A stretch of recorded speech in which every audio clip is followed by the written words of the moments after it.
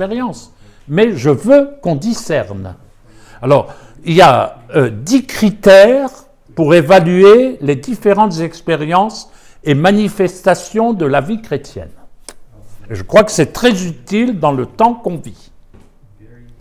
Alors, les 3 premiers critères concernent la personne qui fait l'expérience. Premier critère, est-ce que c'est une personne qui a un bon équilibre psychique et humain?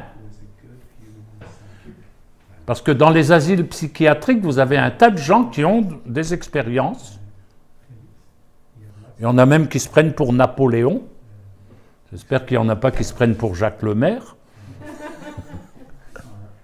Donc, la personne, est-ce que c'est une personne équilibrée? Est-ce qu'elle n'a pas un petit problème psychologique? Ça, vous pouvez noter, hein, c'est important. Et malheureusement, je ne l'ai jamais entendu enseigner. Je l'ai inventé. Non, je ne l'ai pas inventé, je l'ai tiré de l'Écriture.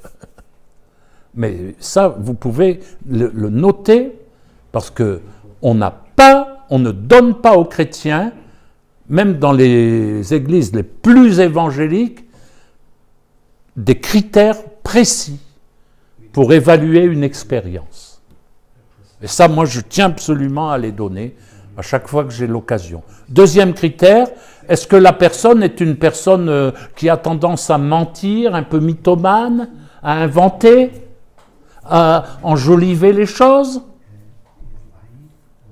Ah, c'est important. Troisième critère, la vie morale de la personne.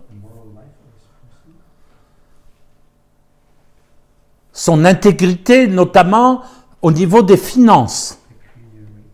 Parce que vous remarquerez que beaucoup de personnes qui ont des expériences en font de l'argent. Vous avez reçu gratuitement, dit Jésus, donnez gratuitement. Et donc, moi, je vois parfois qu'on raconte un tas d'expériences et puis ça se termine par semer dans mon ministère. Alors, l'intégrité pécuniaire, financière. Est-ce que c'est une personne qui collabore avec les conducteurs de l'Église? Ou est-ce que c'est une personne qui n'a pas d'Église ou qui fait partie de l'Église universelle, mais qui ne veut rien entendre de l'Église locale? Oui, parce que vous savez, moi, j'ai jamais eu de problème avec l'Église universelle. Dans ma vie chrétienne et dans mon ministère, les problèmes que j'ai eus, c'est avec des chrétiens de mon Église locale. Les chrétiens de Chine ne m'ont jamais posé de problème. Alors, est-ce que c'est une personne qui a une église locale, qui collabore avec une église locale, qui collabore avec ses conducteurs? Vous seriez en droit, alors que je vous enseigne, de me demander, mais qui est ton pasteur? Ça, c'est un critère de discernement. Et une personne qui ne peut pas vous dire qui est son pasteur, ben, il y a un doute.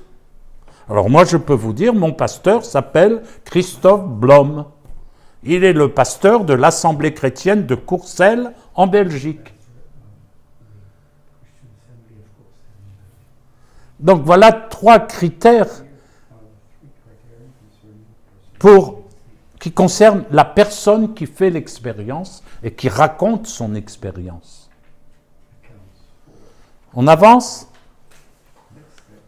Les 3 critères suivants, c'est la conformité avec la Bible, ce qu'on appelle l'analogie de la foi. Dans Romains 12, l'apôtre Paul dit « Ok, celui qui prophétise, qu'il prophétise selon l'analogie de la foi. » Alors, ce qu'on me raconte, est-ce que j'ai un appui biblique? Est-ce que c'est biblique? Donc, la conformité à la vérité divine de la Bible.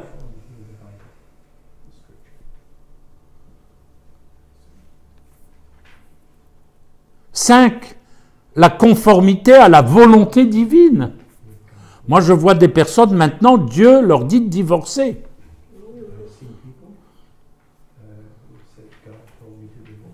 Est-ce que c'est vraiment la volonté divine?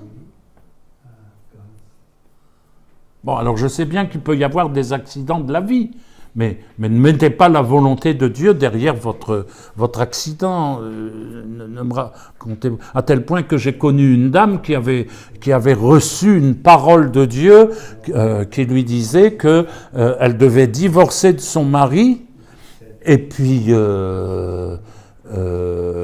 qu'elle rencontrerait, donc c'était quand même une dame d'un certain âge, 40-45, et puis elle allait rencontrer un jeune et beau évangéliste, et ils auraient un ministère formidable tous les deux.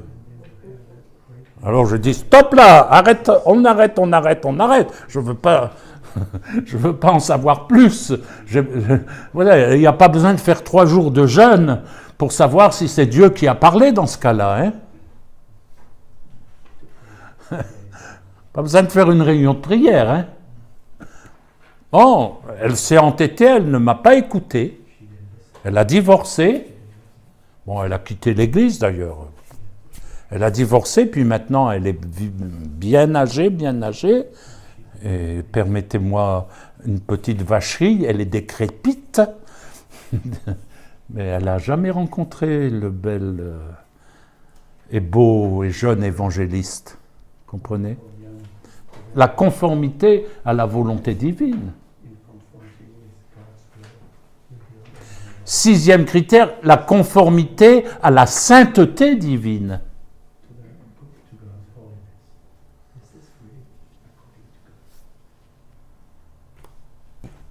Et les 4 derniers critères, c'est le fruit. Voilà, j'ai une expérience. Quel fruit je porte avec ça?